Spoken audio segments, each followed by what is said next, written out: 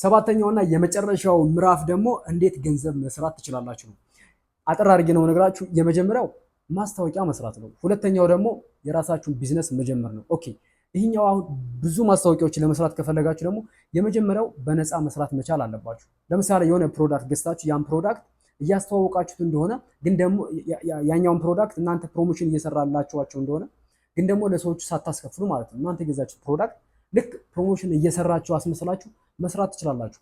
ግን አንዴ ፕሮሞሽን ከተቀበላችሁና ያን ፕሮሞሽን እየሰራችሁ ከሆነ ያን ፕሮሞሽን በጣም ቆንጆ አድርጋችሁ መስራት መቻል አለባችሁ። አንደኛ የተቀበላችሁን ፕሮሞሽን ስትሰሩ ባሪፍ ስትሰሩ ያ ሰው ሌላ ሰው ሪኮመንድ ያደርግላችኋል። የምትሰሩት ማስታወቂያ ስትሰሩ ደግሞ ቭሎግ ጨምራችሁ ብትሰሩበት፣ ለምሳሌ ዛሬ ፕሮሞሽን ለመስራት እየተፈራረምኩ ነው ብላችሁ የምታደርጉትን ነገር በሙሉ ያለውን ፕሮሰስ ቭሎግ አድርጋችሁ ብትሰሩት በጣም አሪፍ ነው። ምክንያቱም ብዙ ሰው ያመጣላችኋል ማለት ነው። ስለዚህ እኛ ሀገር ላይ እንደምታውቁት በቪው አይከፍልም፣ ውጭ ሀገር ነው በቪው የሚከፍለው። እኛ ሀገር ፕሮሞሽን ስትሰሩ ብቻ የራሳችሁን ቢዝነስ ስትጀምሩ ብቻ ላይቭ ስትገቡ ብቻ የሚከፍለው። ከዚህ ውጭ ቲክቶክ ምንም አይነት ገንዘብ አይከፍልም። ይህን መረዳት መቻል አለባችሁ። ግን ከነዚህ ውስጥ የራሳችሁን ቢዝነስ ብትጀምሩ በጣም ትርፋማ ትሆናላችሁ። የሰዎችን ቢዝነስ ስታስተዋውቁ ደግሞ በጣም በትንሽ ብር ማስተዋወቅ ትችላላችሁ፣ በነፃ ማስተዋወቅ ትችላላችሁ እንደመጀመሪያ ማለት ነው። ከዛ በኋላ ግን ከፍ ከፍ እያደረጋችሁ መሄድ ትችላላችሁ።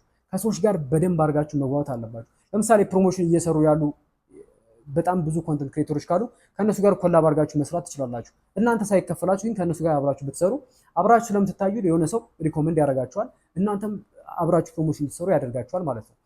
አይ በግሌ ነው መስራት እንፈልገው ካላችሁ ደግሞ አንደኛ ሄዳችሁ መጠየቅ አለባችሁ። ሁለተኛ ደግሞ እነሱ ወደ እናንተ መምጣት አለባችሁ። ከዚህ ውጭ ምንም አይነት ምርጫ የለም። ይህን በደንብ አድርጋችሁ መርዳት አለባችሁ። ግን እኔ ከዚህ ውስጥ ሪኮመንድ የማደርጋችሁ መጀመሪያ የምታገኙትን ፕሮሞሽን አሪፍ አድርጋችሁ መስራት።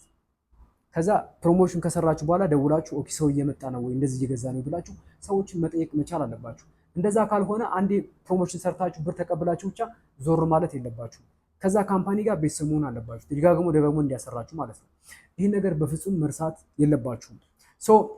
ይሄኛው ኮርስ በዚህ መንገድ አልቋል። የሚቀጥለውን ኮርስ እናዘጋጃለን እንግዲህ ከእግዚአብሔር ጋር። ይሄኛው ከተመቻችሁ በደንብ አንድ ቀን በሰፊው ሚቲንግ ይኖረንና ላይቭ እናወራበታለን ማለት ነው።